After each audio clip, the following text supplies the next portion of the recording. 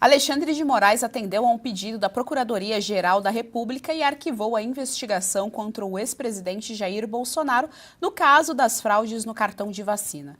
Segundo a PGR, apesar de ter ocorrido manipulação do documento, não foram encontradas provas que confirmassem a autoria de Bolsonaro como mandante da ação.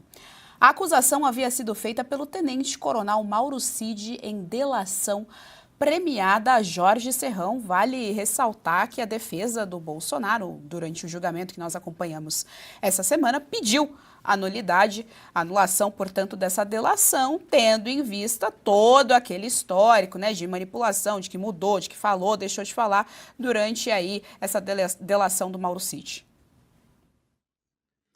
Toda essa história ainda um dia será esclarecida e devidamente explicada. O que aconteceu de verdade? Só a distância do tempo histórico, vai permitir que a gente saiba a verdade sobre todo esse final do governo Jair Bolsonaro. Certo é, Bolsonaro não promoveu nenhuma tentativa de golpe de Estado para a tomada do poder. Todas as discussões polêmicas, inclusive, que ele promoveu dentro do governo, tiveram como base constitucional. Tanto que ele foi criticado duramente por seus próprios aliados por ter jogado demais e inteiramente dentro das 4 linhas da Constituição. Bolsonaro, então, é um perseguido político, mas nesse caso da vacina, o remédio foi o correto. Não tem prova, não pode condenar. A agulha ou a agulhada acabaram saindo aí pela culatra. Marcília, nesse caso seria uma contravenção, portanto, uma pena seria menor, aliás, uma gravidade menor do que um crime, uma vez que foi um documento forjado do ponto de vista jurídico?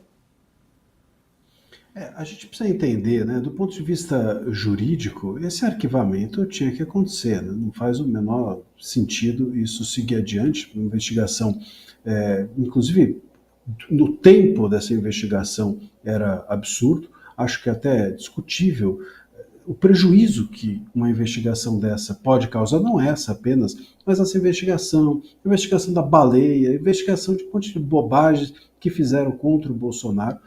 Agora, do ponto de vista político, tem um ponto que a gente não pode abrir mão de entender, que é sempre tem uma investigação contra o Bolsonaro, sempre alguma coisa o Bolsonaro está sendo investigado. Então, como agora? O movimento que eu entendo é assim, como agora ele se tornou réu no caso do golpe, então, eles podem arquivar com mais tranquilidade essas outras investigações que estavam ali em banho-maria, vamos dizer, né? Se essa seguiu adiante, se a do golpe seguiu adiante, as outras podem ser arquivadas porque ele já está sob a espada da justiça, entre aspas, né? E nessa questão do inquérito do golpe. Então parece que é sempre assim. Alguma investigação aqui, abre outra investigação ali, enfim, e se encerra alguma investigação quando outra segue adiante ou quando alguma vai evolui.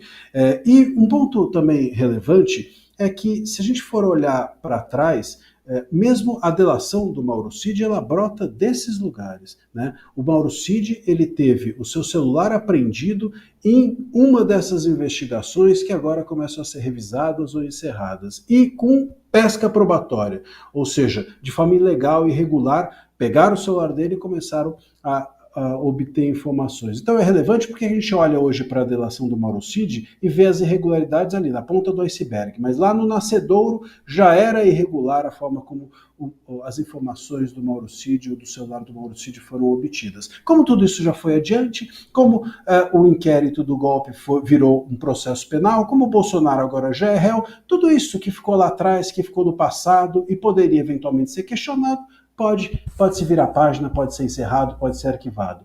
Então, me parece que é esse o grande movimento. Juridicamente, tem muito pouco dessas investigações todas.